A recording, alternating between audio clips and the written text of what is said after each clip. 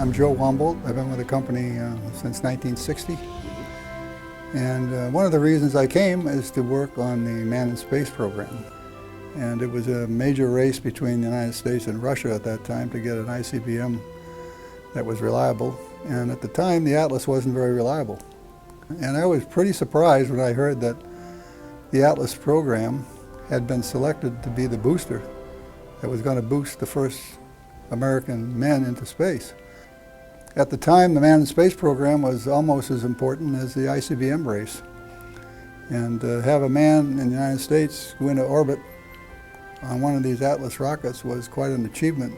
We joined forces with NASA at the factory, and the Air Force sent a representative. So I had a three-man office in San Diego during the production years of the Atlas. And the most excitement we had, of course, was the astronauts themselves. The astronauts came to the factory one at a time, looked at their booster, listened to us while we explained what kind of problems we had with their booster. And we hoped that they would be satisfied with it. And when they were, they signed off their signature on the front end of the booster. So each booster had a signature of the astronaut. And of course, when John Glenn signed off his booster, we were pretty excited. And we were able to take the astronauts into the factories that were building the pieces and parts of the Atlas missile. And we were able to convince these people that they had a major responsibility to make sure that they turned out good parts, because people's lives were going to be sitting on top of their parts. And when this rocket was launched, we expected it to work.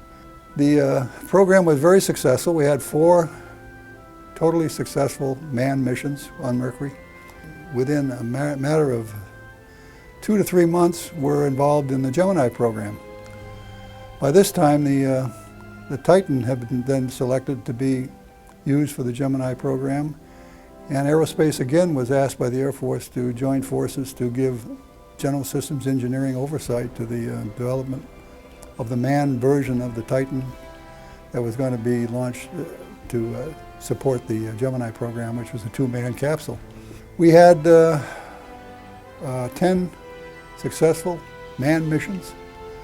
We learned a lot. We met these astronauts one by one. We looked into their eyes every time we launched and told them that their rocket was ready. And we hoped they believed us. And it was exciting to find people like them that were willing to climb aboard an Atlas or a Titan at that time in our space program. So root cause failure analysis was developed in those years, and all of those principles still apply to the boosters we're flying 48 years later.